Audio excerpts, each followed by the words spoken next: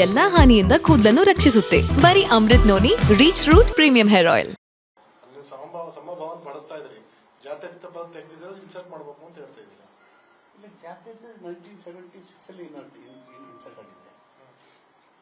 ಅದು ಏನೇ ನೀವು ಈಗ ಓದ್ತಾ ಇರುವಂತದ್ರಲ್ಲಿ ಸಮಭಾವ ಅಂತಿದೆ ಹೊರತು ಜಾತ್ಯತೀತ ಅಂತ ಏನೇ ಇದ್ರು ತೆಗೆದು ಅಲ್ಲಿ ಏನು ಹಾಕಿದ್ರೆ ಅದೇ ತರ ಮಾಡಬೇಕು. ಪ್ರಿಯಂಬಲಲ್ಲಿ ಗೌರ್ಮೆಂಟ್ ಆಫ್ ಇಂಡಿಯಾ ನೋಟಿಫಿಕೇಶನ್ ಗಳಿದೆ, ಅದರ ಪ್ರಕಾರ ಎವ್ರಿ ಸ್ಟೇಟ್ ನಾವು ಯಾರು ಮಾಡ್ಬೋದು.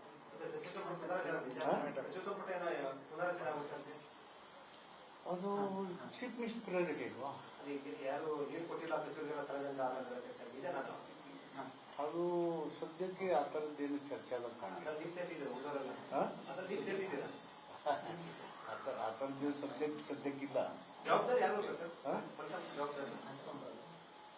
ಫಲಿತಾಂಶದ ಜವಾಬ್ದಾರಿ ಇಂಡಿವಿಜುವಲ್ ಯಾರು ಹೊರಕ್ಕಾಗಲ್ಲ, ಅದೆಲ್ಲ ವೇದಿಕೆ ಮೇಲೆ ಚರ್ಚೆ ಆಗುತ್ತೆ. ಅವರು ಇಬ್ಬರನ್ನ ಜವಾಬ್ದಾರಿ ಮಾಡೋಕ್ಕಾಗುತ್ತಾ? ನಾವೆಲ್ಲ ಚುನಾವಣೆಯಲ್ಲಿ ಭಾಗವಹಿಸ್ತೀವಿ. Party S A unit fight ಮಾಡಿದ್ವಿ, ಎಸ್ ಎ ಯೂನಿಟ್.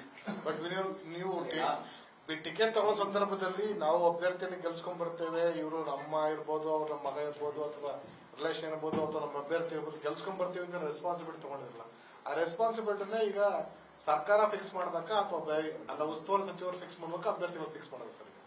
ಎಲೆಕ್ಷನ್ ನಿಲ್ಲೋ ಪೊಲಿಟಿಕಲ್ ಪಾರ್ಟೀಸ್ ಟಿಕೆಟ್ ಕೇಳೋಂಥವ್ರು, ಎಲೆಕ್ಷನ್ ನಿಂತವ್ರು ಡಿಪಾಸಿಟ್ ಬರ್ದವ್ರು ನಾ ಗೆದ್ದೇ ಗೆಲ್ತೀನಿ ಅಂತ ಹೇಳ್ತಾರೆ. ಎವ್ರಿಬಡಿ ಫೈನಲಿ ಜನ ಏನು ತೀರ್ಮಾನ ಕೊಡ್ತಾರೆ ಅದು ಫೈನಲ್ ತೀರ್ಮಾನ. ಈಗ ವಾಲ್ಮೀಕಿ ಅಭಿವೃದ್ಧಿ ನಿಗಮದಲ್ಲಿ ಸಚಿವರು ರಾಜೀನಾಮೆ ಕೊಟ್ಟಿದ್ದಾರೆ. ಈಗ ದದ್ದಲ್ ಅವರ ಹೆಸರು ಮತ್ತೆ ಈಗ ಪಾಟೀಲ್ ಅವರ ಕಚೇರಿಯಲ್ಲಿ ಸಾಕ್ಷಿ ನಾಶ ಆಗಿದೆ, ಆ ರೀತಿ ಪ್ರಕ್ರಿಯೆನೇ ಆಗಿದೆ ಅಂತದ್ದು ಅಧಿಕಾರಿ ಅಫಿಡೇವಿಟ್ ಸಲ್ಲಿಸಿದ್ದಾರೆ. ಅದೆಲ್ಲ ಈಗ ತನಿಖೆ ನಡೀತಾರೆ, SIT ಕೊಟ್ಟಿದ್ದೀವಿ.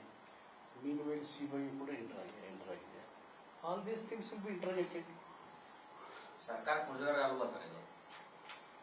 ಮುಜುಗರ ಅನ್ನೋದಕ್ಕಿಂತ ಹೆಚ್ಚಾಗಿ ಸರ್ಕಾರದ ಹಣ ಬ್ಯಾಂಕ್ಗೆ ಬೇರೆ ಬೇರೆ ಕಡೆ ವರ್ಗಾವಣೆ ಆಗಿದೆ, ಅದಕ್ಕೆ SIT ಮಾಡ್ತೀವಿ.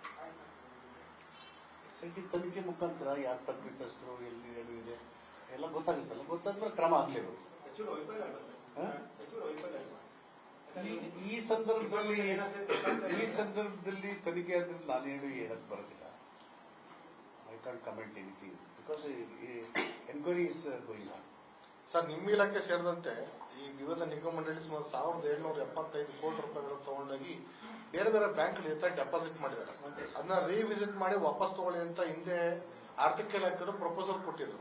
ನಿಮ್ ಸರ್ಕಾರ ಇದುವರೆಗೆ ತಗೊಂಡಿಲ್ಲ. ಈ ತಗೊಳ್ದೇ ಇರೋ ಕಾರಣಕ್ಕೋಸ್ಕರ ಈ ರೀತಿ ವ್ಯವಹಾರ ಆಯ್ತು ಅಂತ ಅನ್ಸಲ್ವಾ? ಇರ್ಬೋದು. ಎಲ್ಲಾ ಇಲಾಖೆನಲ್ಲೂ ಅವರು ಟೆಂಡರ್ ಕರೆದು ಅವರು ಡೆಪಾಸಿಟ್ ಮಾಡುವಾಗ ಇಂಟ್ರೆಸ್ಟ್ ರೇಟ್ ಏನ್ ಕೊಡ್ತಾರೆ, ಗೈಡ್ಲೈನ್ಸ್ ಏನಿದಾವೆ, ಫೈನಾನ್ಸ್ ಇಲಾಖೆ ಗೈಡ್ಲೈನ್ಸ್, RBI ಗೈಡ್ಲೈನ್ಸ್, ಅದ್ರ ಪ್ರಕಾರನೇ ಮಾಡಬೇಕು. ಅದೆಲ್ಲ ನೋಡಿ ಸ್ಟ್ರೀಮ್ ಲೈನ್ ಮಾಡಬೇಕು. ನನ್ನ ಜೀವನದಲ್ಲಿ ನಾನು ಮಾತ್ರವಲ್ಲ, ನನ್ನ ಕೂದಲು ಕೂಡ ಆಗಿರ್ಬೇಕು ಸ್ಟ್ರಾಂಗ್ ಅಂಡ್ ಸ್ಟೈಲಿಶ್. ಬರೀ Amrut noni reach root premium hair oil ನೊಂದಿಗೆ. Reach root premium hair oil. ಅನುಕ್ಷಣದ ಸುದ್ದಿಗಳಿಗಾಗಿ Vistara news YouTube channel subscribe ಮಾಡಿ. ಹೊಸ ಸುದ್ದಿಗಳ ನೋಟಿಫಿಕೇಶನ್ಗಾಗಿ ಬೆಲ್ ಐಕಾನ್ ಕ್ಲಿಕ್ ಮಾಡಿ. ಲೇಟೆಸ್ಟ್ ಅಪ್ಡೇಟ್ಸ್ಗಾಗಿ www.vistaranews.com ವೆಬ್ಸೈಟ್ಗೆ ವಿಸಿಟ್ ಮಾಡಿ. ಅಂಗೈಯಲ್ಲೇ ಜಗತ್ತಿನ ಸುದ್ದಿ ತಿಳಿಯಲು Vistara news Kannada app download ಮಾಡಿ.